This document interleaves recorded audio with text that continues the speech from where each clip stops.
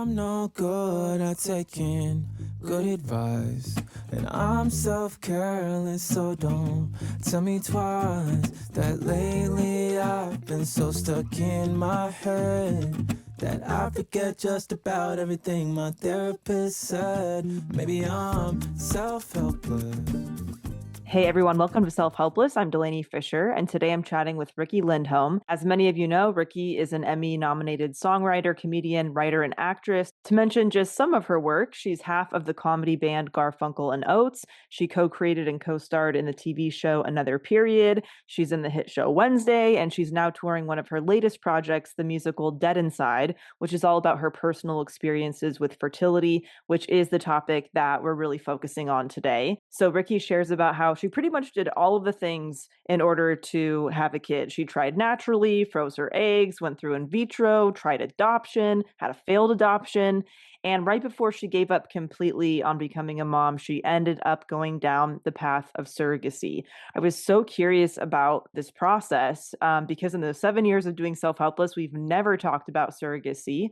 So I really appreciated her opening up so much about all of it. I mean, how it worked for her, how she felt about everything, getting a diagnosis around, why she was struggling with fertility in the first place, how long that diagnosis took. And then we also chatted about her as a creative. What is her creative process like? How it's changed or remained similar since becoming a parent, behind the scenes of some of her most significant relationships, sharing about her long-term friendship and creative partnership with Kate Micucci of Garfunkel and Oates, as well as being married to fellow creator and comedian Fred Armisen. I especially appreciated the things Riki said about where she's currently at with her routine, especially around work and creating, just not having a ton of answers right now in this new figuring it out phase of her life, and the ways she's bringing things to fruition, which you will hear more about. Lots of great nuggets in this episode. Here's my chat with Riki Lindhome. I can't wait to talk to you, especially about the topic of surrogacy, which we've never talked about on the podcast before. I would love to hear your experience with it and the methods that you maybe tried before landing on that, and just what it was like for you throughout that whole process, whatever you're willing to share. Yeah, well, I'm at the point where I'm willing to share everything because I've been doing this show called Dead Inside, which is my fertility Yes. journey. And on stage, Incredible. I just I talk about it all. And it was just a really long process because at least not for me, like surrogacy was not my first choice. Right. I kind of tried everything else first. I tried Mhm. naturally, tried IVF, I tried adopting for 2 years. I tried so many Wow. things. Yeah, I tried so many things before I got to that. But I basically I didn't realize that I had undiagnosed endometriosis because I had Okay. something called silent endometriosis, which means there's no pain and the only symptom is infertility. Oh And it my goes gosh, I've never heard of largely that. no, Wow. that's exactly why I started my show because I found out the term silent endometriosis 7 years and 3 doctors into my fertility journey. And I was like, "Oh, we don't talk about this enough." I started trying to get have a baby when I was 34. That's when I started my egg freezing journey and stuff. And even Okay. then I was like considered geriatric. So any problem you have, they're just like, "Well, that's what happens when you're older or whatever." I did 5 rounds of IVF and they the embryos weren't sticking. They weren't staying because my uterus looked fine, the embryos looked fine, my Yeah. lining looked fine, but it's a sort of specific test. It's a harder test to do because you have to do a round of hormones and a uterine scrape, which is as fun as it sounds.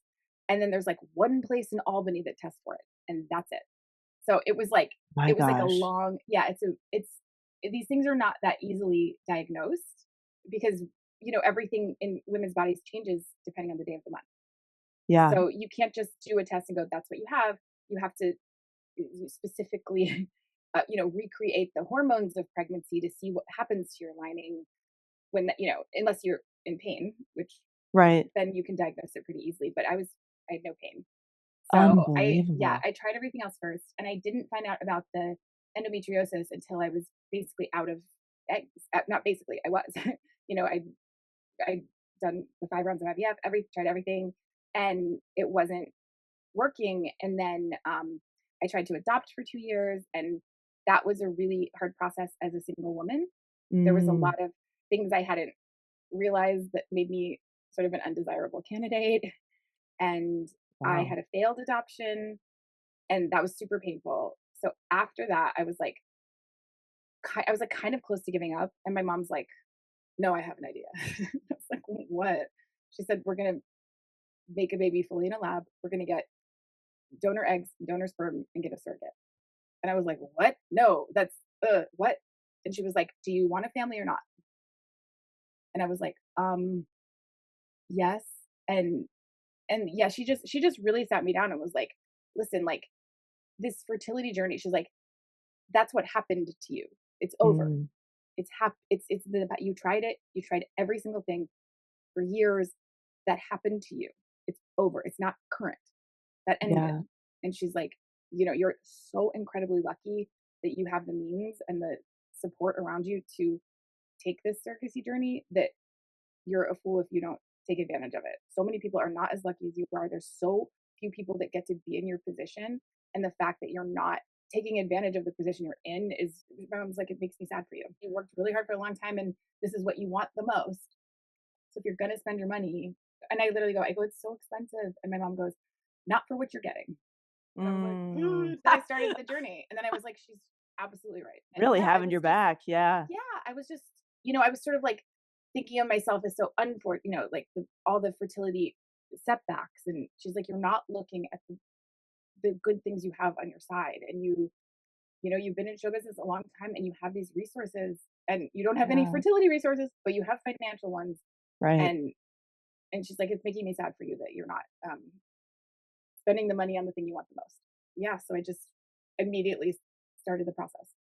Wow, and the fact that you tried everything, I Oh really yeah. tried everything. I Oh yeah. mean, For a I very I long time. let's say that somebody's tuning in and they are really resonating with what you're saying and they think that might be their situation too. Is there anything that you wish you would have known in the beginning of the process that maybe could have gotten you to your diagnosis earlier and maybe kind of just kick things off in a different way for you? Yeah. Well, what I realized is like, I think fertility is the same as backs and brains, which is that we don't know that much yet.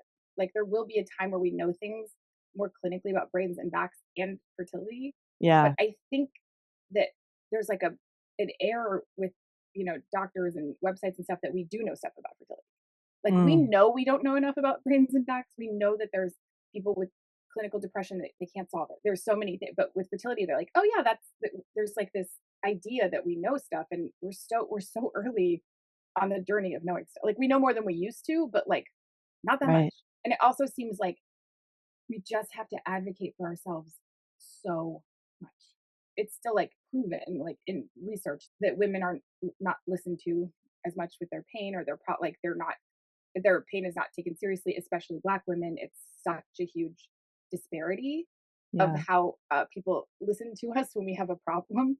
You have to lean into that harder, fiercer part of yourself. You have to be like your own agent or your mom. Now that I have a child, if he was sick, if something was, there is no end to what I would fight someone to the death to figure out what's going on with Right. my son. And Right. I wasn't doing that for myself. I was going, well, the doctor Mm. said, I wasn't being my own advocate because I didn't realize I had to. I just kind of believed what was told to me. And with fertility, I don't think we can afford to do that.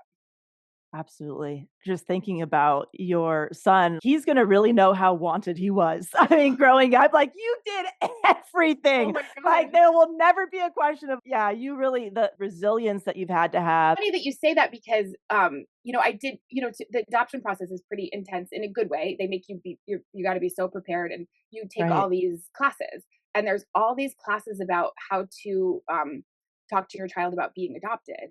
And then I had all Mm. this knowledge going in that I got to like apply that to my son. And so basically it's all changed. Like, it used to be more secretive, but now it's like they're going to find out. There's DNA everywhere. They're going Right. to, like, my son will probably get a DNA test in kindergarten at this point. The way it's Yeah. going, they're like, you need to just reframe it. And the way they tell you to frame adoption now is, "I wanted you so bad." Like, Right. that is how I frame it to them. You start talking about Yeah. it super early, even though they don't fully grasp it. There was just the other day, he was like, um, "I was in your belly." And I was like, "No, you were in," I don't want to say her name, "but you were in Yeah. my surrogate's belly." And he's like, "Oh." And then I showed him a picture. I was like, "No, mommy's belly said no." Even though I know intellectually he's not quite grasping it yet. I start Right. so early where it feels normal. Absolutely. from love and not from like we've learned from the adoption secrecy of the past, I think.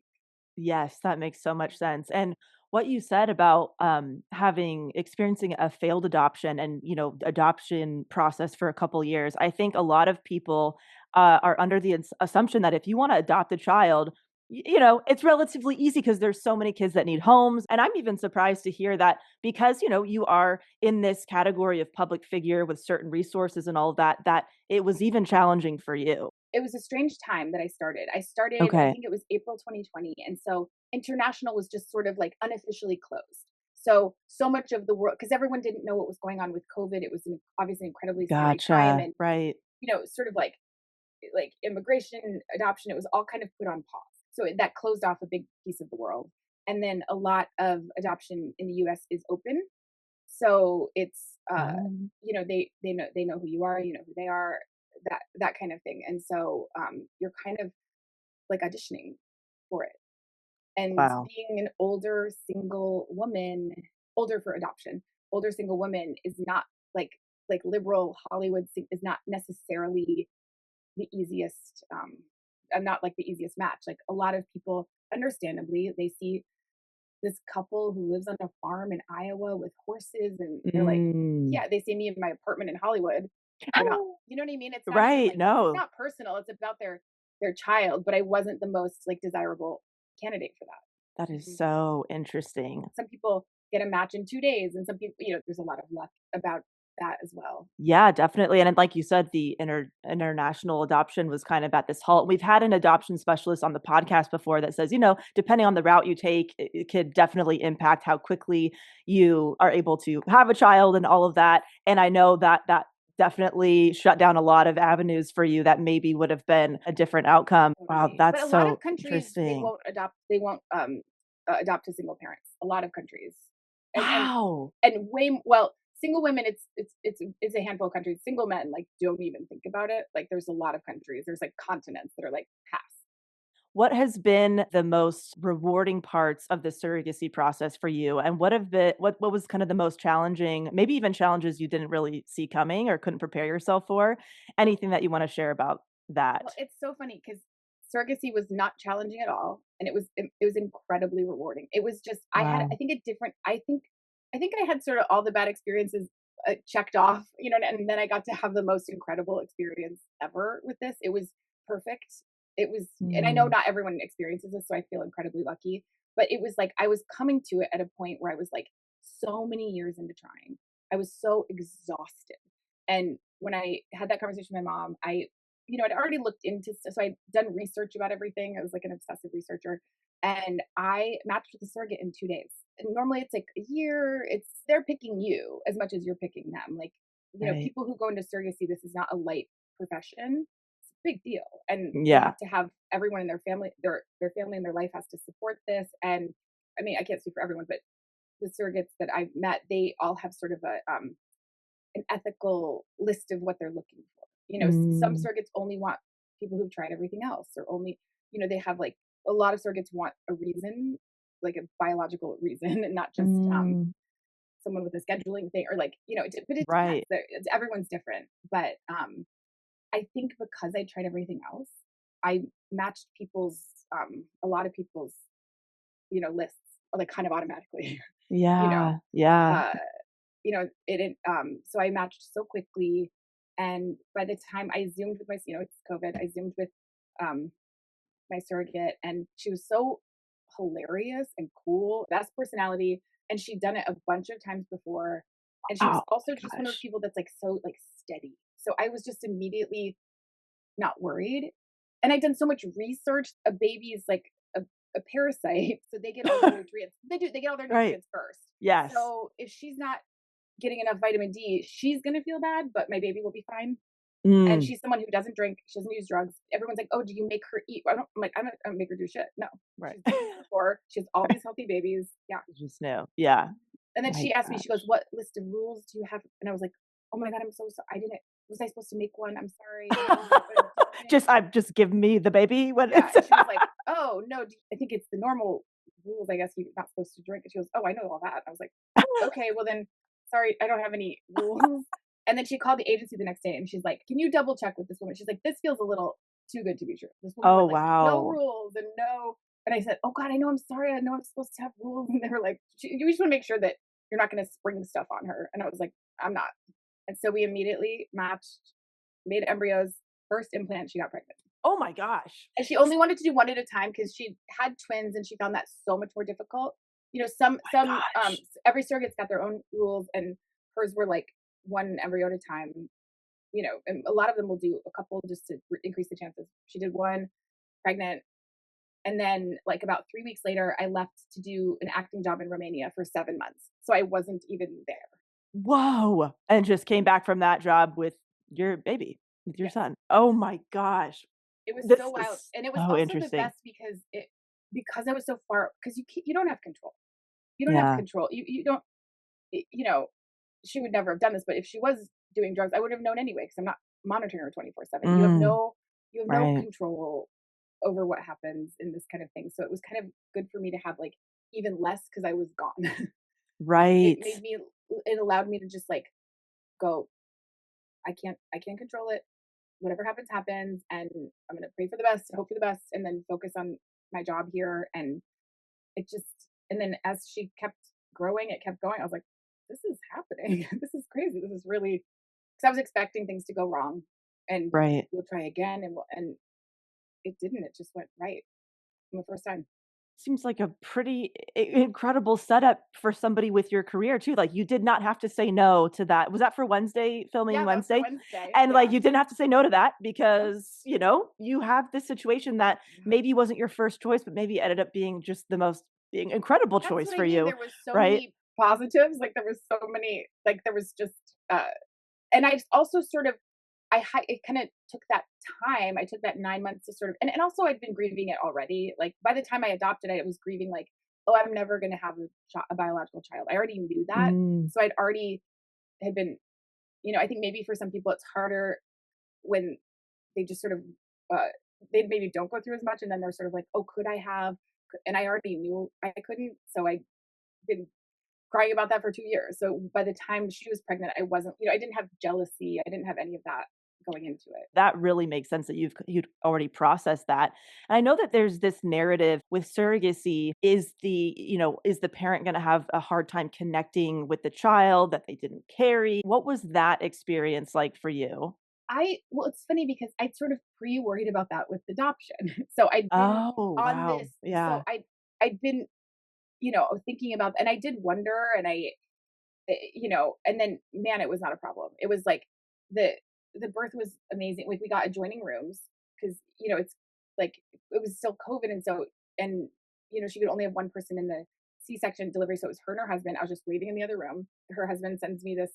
Yeah, they're the greatest, like the greatest couple. He sends me just a picture of the baby. He's like, "One Keaton burrito headed your way," and I was like, "Oh my god." And then I was just like in this room, just like waiting for him, and I was like, it just happened so fast. And then yeah, and it was weird. Like I was weeping and I couldn't believe he was here. And then they hand me the baby and I was like, oh, hi, there you are. I stopped crying. I was like, God, took you long enough. Like that was more it just felt like, oh, finally. Like it didn't feel, I was crying until I got him. And then I was like, oh, can we finally do this? Jeez, Oh my gosh. we had this like 24 hours, this like, me and her husband stayed up the 20, and she would sort of sleep on and off because, she breastfed him, gave him the colostrum, he needs all those like, Right. yeah, so she breastfed him for 24 hours, and, like, then I would do sk she would breastfeed him, and then he was so small that I was like, "I don't wanna do it," so the husband, burped him. I was like, I can't hit it." Like, it took me a while to be comfortable, and then I would do skin to skin for an hour, and then we'd wake her up again, and she'd breastfeed, and it was just this rotation. Really a team effort going Yeah, on. and I couldn't have anyone in the Um, hospital because of COVID, so it was just the 3 of us, bringing him from womb to to the world, and then after 24 hours, I got to go home with him. So I just got to leave. Like she had to oh stay my and god. recover. And it was kind of like, thank you, bye. Like we're still friends and we still talk and everything. It wasn't like bye forever. It was just so intimate and so special and just the craziest day of my life that it was like strange to leave them there. I wanted to leave during rush hour because it was in Long Beach and I was like, I'm not on the highway with a 1 day old baby. Right. Hell no. So I waited till like 4:30. I was like, "No, I'm not leaving it. I'll pay for another day. I can't, I can't, I can't." And so then we just like sat and bumper to bumper, and I was like, "This feels right." Okay. Because I Wow. was like, yeah, I didn't want to go fast in the car. So I was like, I want to sit in traffic, And so yeah. Yes. And Oh my then it was gosh. over and it was amazing.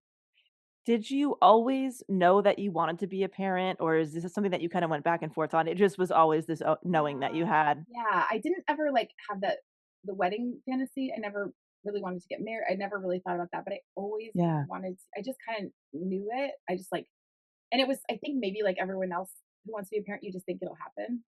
Because that's what they Mm, tell you. They're like, it happens when you're not trying. It happens when you least expected it. But it wasn't. I got to really proactively pursue this. right, right. Did you know that you were gonna make art out of this experience? Like, was that just kind of a given because No, that's who you are? Okay, I would love to no. hear what was like, Oh "Okay, my I God. gotta make some shit." I couldn't even consider it. It was too like in the middle of it, it felt endless. And Yeah. like there's no middle ground with this. There's no like you wanted this, but then you end up with this other thing. No, there's you have a child or you don't. There's no, Mhm. and until I had him in my arms, I hadn't even thought about it. It was too already all consuming and it was too painful. It felt so endless. I started doing these like, I am not a medical professional. I do not know anything except my own experience. But I started Right, having all these people be like, "Oh, my friend Debbie is trying to do this. Can you talk to her?" And I was like, "Oh, okay." And I started doing these like hour-long phone calls with all these people, just as like being like, "Well, this is what I thought, and this is what I didn't know." And then I was like, "Wow, nobody knows anything." And that was after doing so many of those phone calls, I was like, "Okay, I'm sake. gonna start, you know, yeah, like even Right. like talking about like the sperm donation process, all these things that I was like, oh yeah, you can't really find that information in a solid way reliably anywhere." Yeah, you're like this wealth of knowledge that you didn't ask for, but you just No, have it, you know? I don't want to know any of this. It's like, I "What don't do want I to do with know. this?" Yeah, I'm just like, so what's your inhibin B level and how much money do you have? Like Yeah. that, like those were like they got so because we just got right down to it. This stuff is expensive. This is not. We got to plan according to your like disposable income because it's not covered by insurance, and we have to plan. Called upon to be this kind of consultant situation, and then when did it kind of shift to, "I'm going to make something and get this out into the world," in a different way of other besides having phone calls with people? Was there a Right, certain shift right. that happened? Yeah. Well, it was sort of like, I spent a lot of time at home, like just enjoying my child. Yeah. And then I was sort of feeling ready to make something, write something. And, my bandmate from Garfunkel and Oates started doing solo stuff. And I kind of Mm. wanted to make more Garfunkel and Oates stuff, but she was, at a different artistic moment in her journey. And so she was doing kids music. And so I was like, I was like, okay, well, what can I say that's just mine? Like the advantage of that is like, it doesn't have Yeah. to be from both of our points of view. It can just be from mine. And I was like, well, I can try. And I was like, it felt very high degree of difficulty trying to make comedy out of infertility, Yeah. which that appealed to me. I was like, this seems very, very hard, but it also, I don't know anyone who's been through this extensive. I'm sure there are people. I just didn't personally know anyone who'd been through this extensive of a journey and who wrote comedy songs. And I was like, this seems uh like I'm the right person for this, Mhm. And so Absolutely. then I just started going and it ended up going way better than I thought. Because I did Yeah. not know how people would respond to this stuff and it has been just overwhelming in a good way. When, you and Kate talked about kind of going down the solo path, what was that conversation like for you? Did you kind of see it coming? Were you scared to kind of start venturing off on your I was own in that totally scared. way? It's funny because it wasn't Yeah, even really a conversation. It was, because we always did our own thing and solo things, but I'd never right. done she had solo albums, we always had done stuff together and stuff apart. But then once she had a baby, her bandwidth to be able to do 1,000 projects was no longer there, Yeah, as every mother. So you have to get really clear on your next thing that you want to focus on. And for right. her it was that. And so it wasn't even like we're never working together again. And it was just like the reality of the situation, and she had Yeah, a baby in COVID and it's like you have way less help. You have to be very intentional about your creative pursuits. And that's what she wanted to do. And so then I was like, okay, well, if I still want to do music and perform, I need to, because I'd never performed by myself ever on stage. And I was like, Wow. I Yeah. need to just get braver and do it. Like it just felt like the moment. Yeah. Well, it's really cool that you can kind of have all of the things where you have your solo work, but you can always come back together as Totally. Garfunkel and Oates. It wasn't like a strain on, it wasn't a friendship thing, or it was not, it was just, we were both in a different moment in our artistic paths. We need to go kind of see how this goes alone and see how that feels, you know. Totally makes And I think sense. it's been really good for both of us. I think Kate is, just sort of like uniquely meant to do kids music in that way, and I feel like I'm uniquely meant to tell this story, and so it feels nice. That's awesome. And I mean, you're obviously a multifaceted, creative, you're a multi-hyphenate. I assume that you are flooded with ideas for songs, shows, pilots. I mean, how do you filter these things and select what to work on at what time when there's no external deadline? That's kind of the caveat I have for you. Challenge of my life. Yeah. I don't know. I feel like some people are better at this. I feel like I feel like every day I'm like, what is, what should I work? Like it's so hard to know, because every time, especially once becoming a parent, every time you work on one thing, you are saying no to all the other things. Yeah. So you have to be, and I straight up don't know. Like sometimes I'll get an audition. I'm like, should I do that, or should I write another song for my musical? Should I haven't, even though my son is 3, I still haven't found my new footing as a parent and a creative. I still am a little bit Yeah. flailing. I'm still a little um and I don't know if that ever ends. I don't know. Maybe when he's 18. I don't know. Maybe when he goes to school. I don't know. But I haven't quite, I had such a good, schedule and process before. And now it feels, even this podcast, they right before his preschool called, and they're like, his eye is red. Does he have pink eye? Do you need to come get, like, I might have had, Yeah. and I was like, no, he was shining a flashlight in his eye, and I asked him not to. And they were like, oh. I was like, he doesn't have pink eye, but yeah, the constant, I no longer have any control over my schedule, or not much. Yeah. And so Yeah. I have not found my footing, and it's made that question of what to work on even harder.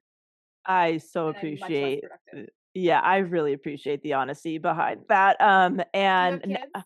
I don't have any kids. I have 2 dogs, but no kids, Yeah. but I But I even feel with like dogs, things come up. No, they do. yeah, Like, if your totally, dog is sick, like, if you're taking care of someone else, like, you don't right, have full control over your schedule anymore. Like, right.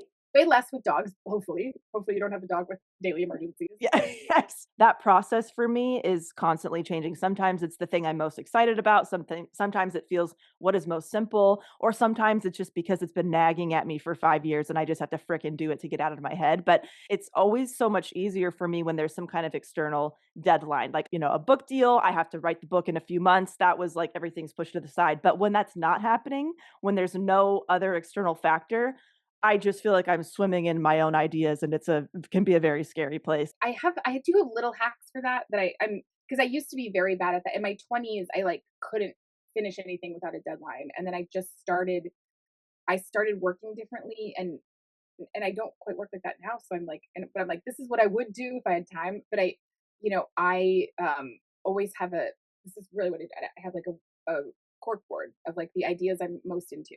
And Oh, yeah, and I just have them on these cards, and I tell myself that I can have a front burner and a back burner. Have two, I have one burner project, one back burner, and at any time I can switch them, or I can switch the card. I tell myself, no, these are on the board. They haven't gone away, but right. you need to get a card out before you can, But I try to focus on the top card in order to get that out, so I can put another thing in. I So love for that. me, yeah, and I was like, in the front burner, back burner, I can switch those at any time. So I kind of, because I realized for myself, if I want to finish things, I have the bandwidth for about 2 things. Like, So good. yeah, Yep. I don't. Some I'm people, very similar. like, I was reading this article about Mindy Kaling, and it's just like she's like had so she's like working on this for 1 hour, and then this, and then running this show, and then I was like, she has extremely high bandwidth. Mine is much less. So I had to be Yeah. honest with myself. I was like, Yeah. what I wish I had her bandwidth. I don't. So I was like, I would have 2, and then the other ones are up on the board, so they're not gone. And then that would help me. And then I would try to just do one thing a day. Like I if I'm writing today, I don't have a doctor's appointment. I don't have any, I it's I would batch my errands. So I always do my Mhm. errands on Wednesday, like any Love it. Yep. anything. So I know Wednesday is kind of my day for, the post office and stuff. And then the other days I leave open for that first card. And then for me, that was the way to sort of trick my brain into completing it. So good. I have a very similar process actually. Do you? What's yours? Wednesdays are my project day actually. So Monday, Tuesday, Thursday, Friday, I do podcast stuff, and then I'm a creative writer for a nonprofit. I help with like their celebrity campaigns and slogans and all that scripts.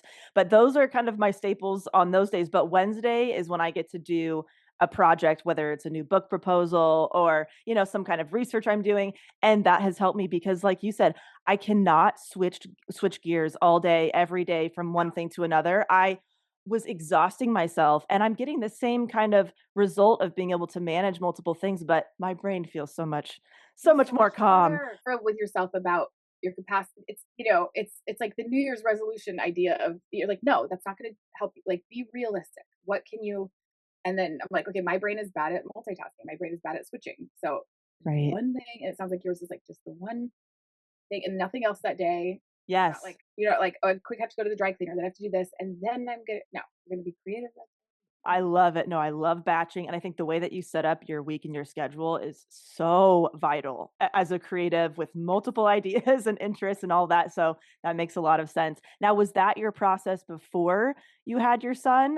That was my Um, process before. Now it's a little yeah. different. So it is a little. I still have my board, and Okay. I still try to but it's your life is just so different, and then it's also you know there are certain days where your child is just like happy to play alone. Like we're not alone, but you know what I mean. They're like happy to go to school or whatever they're doing, and then some days they want to hang with their mom, and your day changes. You're just like you know, and you can't, and that's not on a schedule. Their feelings or their wishes for that day, or sometimes they want to go with their on a play date with their friend at the playground. And you're like, great, I can be, I'll see you when you get back. So Yeah. my plans go out the window much more than they used to. But the plan remains the same as before. It just doesn't happen every day. Like I used to be able to make a plan and then it would happen. And now I'm like, I make my plan, I hope it happens, and then And sometimes it does, you sometimes got it to be doesn't. really flexible and still, but obviously you're still getting things out into the world, which is so cool. Like you can make it happen. How has becoming a mom impacted you creatively when you do have time to create something, when it is kind of you have that space for yourself? Has it changed for you as far as your inspiration or creativity in any way? Does it feel similar in that respect? I don't think as much as I was hoping it would. I thought it would Mm. like open this like I don't know. Some people are like I was even more productive because I only had a certain amount of time. And I was like no, I feel like I'm still finding my way because I feel like I'm about half as productive, which is, it is what it is, but I'm still getting things done, but they just take much longer. Mhm. Like I wrote I did and I have to like really, really plan more. Like I did Dead Inside My Fertility Show at Edinburgh this past year, and it's a month Yeah. in August. It's a full month. Right. And so I was like, how do I do Edinburgh with a 2-year-old?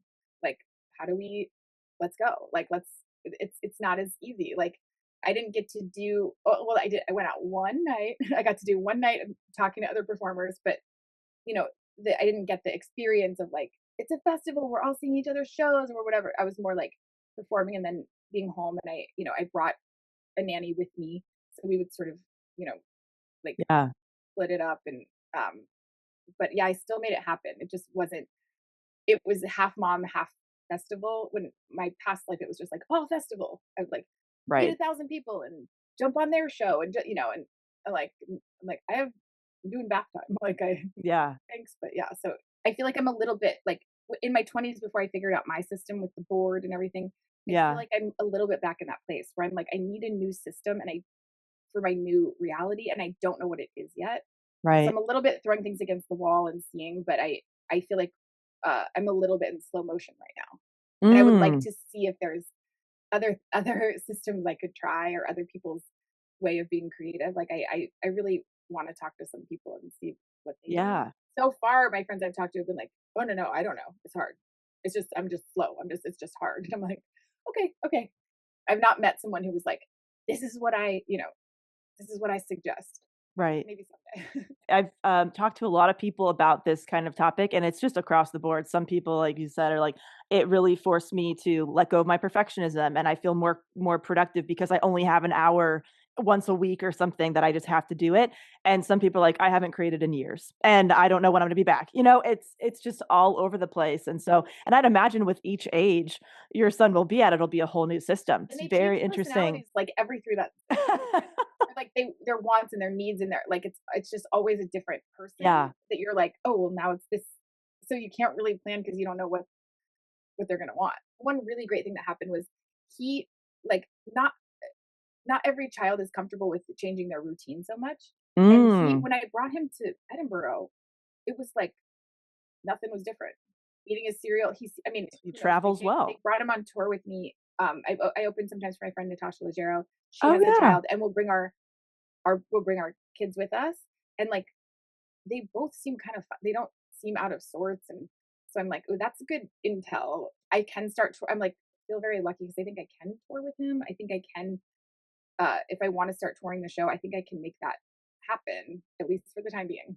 And he's got a That's while before he's in amazing. kindergarten, so I have this chunk of golden time where I think I can be on the road with him. Well, it just sounds like a big theme of your story is if you want something bad enough, you're gonna make it happen. It might Yeah, look different at every season of your life, but there might take a are long time. yeah, it might take a long time and there might look differently than what you thought, but you can bring these things to life and bring these things to fruition, which is, I think, a really cool overall message. Totally. Not to stereotype genders. In general, I've sort of realized this about my female friends who've had kids. I'm like, oh, we are all a lot more maybe used to like not getting our first choice of things so that Mhm. we're more malleable when we're like okay well that didn't happen that way but I'll take this thing I'll take where I think some other people are maybe more used to like this is what I selected I only want the first choice and I think maybe women and moms are more like okay that didn't happen what else Yeah, what we're else used what's to happening rejection. yeah we're used to it we're used Like, to like okay, okay we're 51% short we'll do it we're well, this is you just know a Tuesday for us, yeah, yes. I've realized that that's Yes. like a little bit of a superpower, and I'm like, okay, we just can roll with it and just keep moving, keep flexible, keep going, and Yeah. eventually you make things. Hopefully, Oh, that is a great point. And the changes and transitions that you experienced seemingly all around a similar time, right? Both professionally and personally. Do you have any habits or practices or anything along those lines that you keep coming back to that help you during times of change or uncertainty? it's funny. I was in full denial of how different my life was going to be. Yeah. I so in that time, I came back from Romania. I was in a brand new relationship. I had a Yeah. child. We all moved in together. I was like, now I Wow. went from living in like a tiny apartment to like a house, which is amazing, but so much more responsibility. Even just the cleanup of having it, like the amount of cleaning you have to do, the domestic labor goes with. Like I was just like I like never cooked. I was just always on my own in this apartment with no stuff, and then so I had a house, a new relationship, a baby, and new work opportunities. And I was like, this is fine. This is great. And I was just going like it was like I didn't need sleep. And then I got really sick. I Oh, got like, I got like the kind of flu that I was in bed for almost a month. I was just in denial about, maybe that was the lack of being pregnant and having to slow down with a pregnancy because it sort of maybe prepares you physically to slow down more oh yeah, physically. good point. Yeah. So I was just like, I was home from the hospital the next day. I'm a dad. I feel great.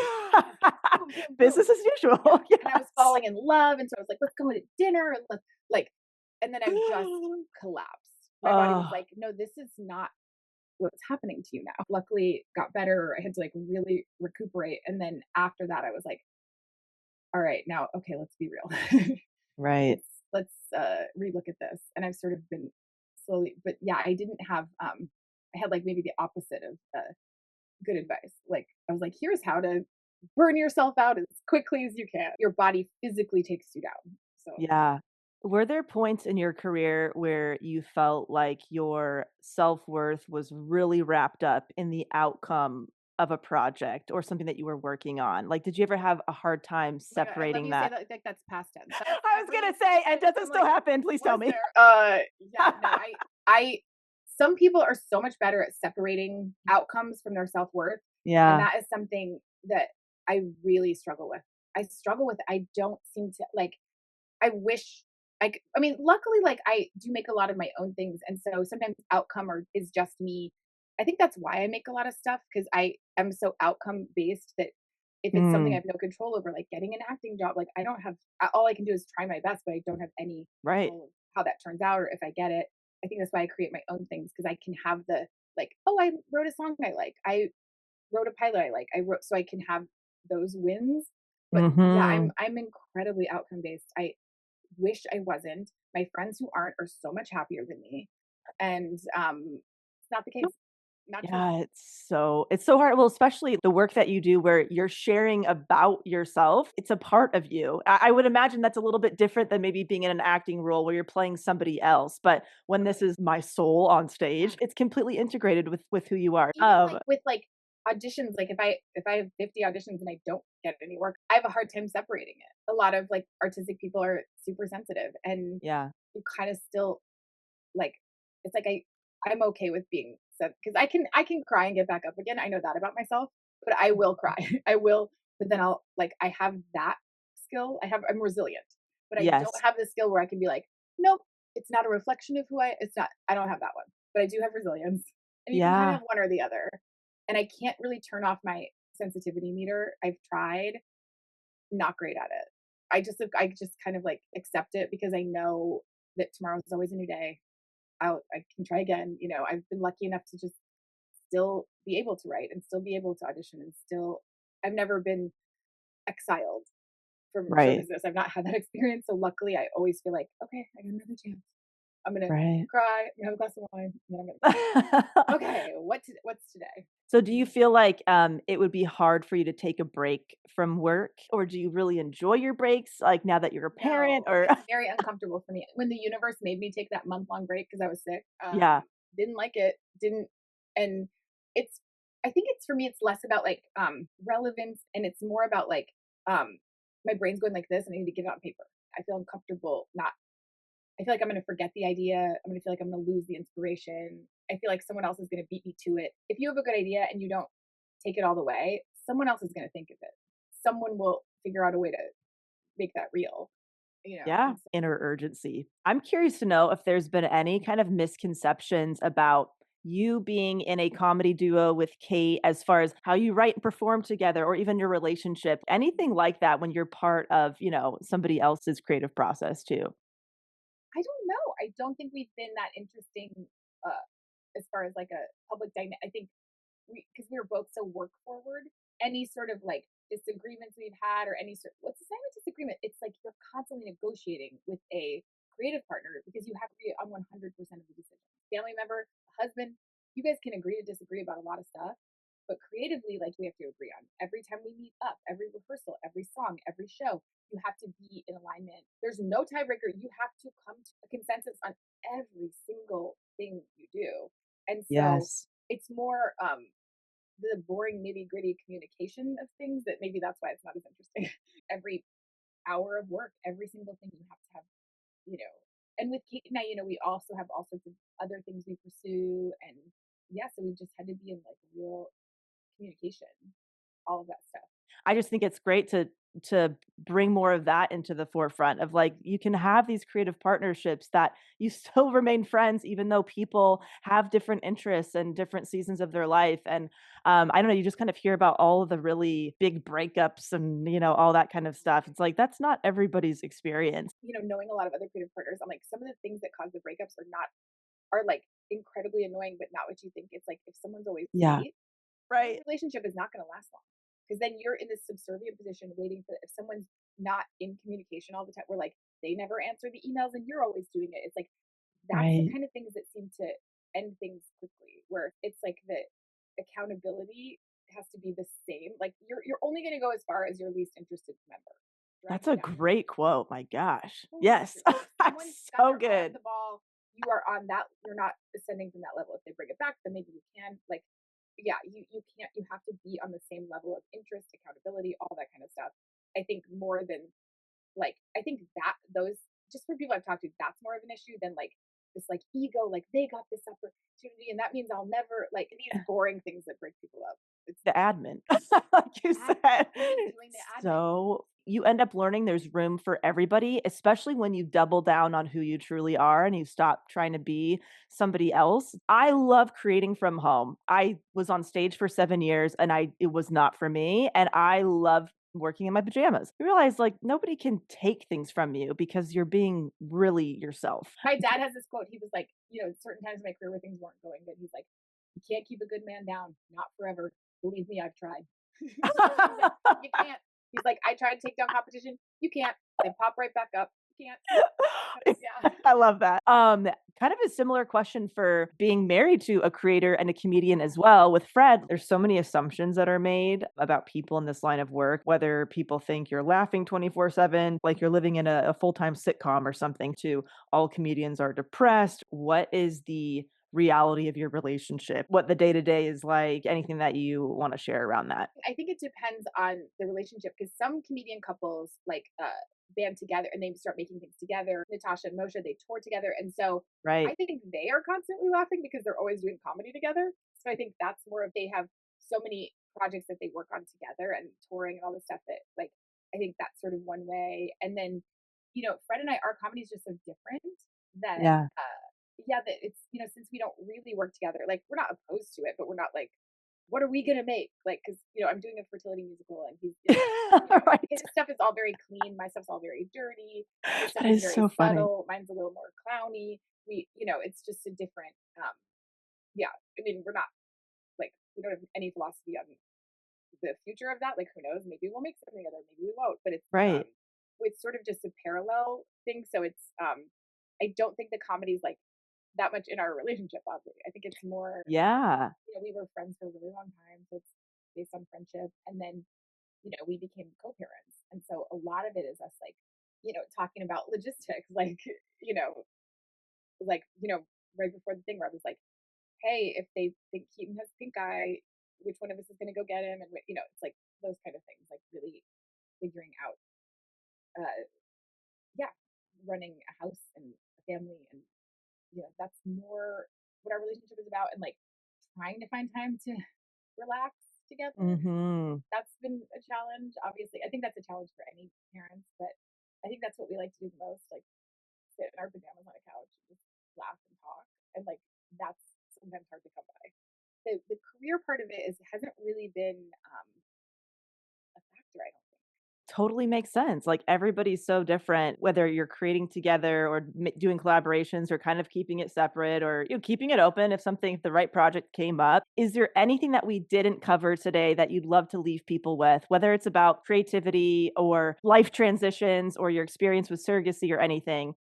The only thing I'm certain about. So I right now I'm in a moment of like transition with creativity, with everything. I have all Yeah. questions. I have no answers, all questions. The only thing I'm positive about is that if you do want a child, you need to be armed with every piece of information.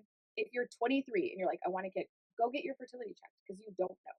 Everyone Right. assumes that you're for like, I went to get when I was 34 and they were like, woof, because you waited so long. Like, just go get it checked. Go not to a gynecologist, go to a fertility person, figure out like because they're the younger you are, the more solutions there are to problems that are happening. It's just like get like know the information. Especially if you're a woman of color, you need to be so fucking armed because the mortality rate, like it's still such a Yeah. crazy time for fertility. Just like arm yourself, know everything you can know, talk to your friends, figure it out, know your body as well as you can, and demand answers when you don't get them because the current situation seems to be like people are not inclined to give them to you because they're more like, well, you're older, or well, it's that, advocate for yourself like you would for your future child. Yeah, like basically don't do what I did. I've learned that Mm. very clearly.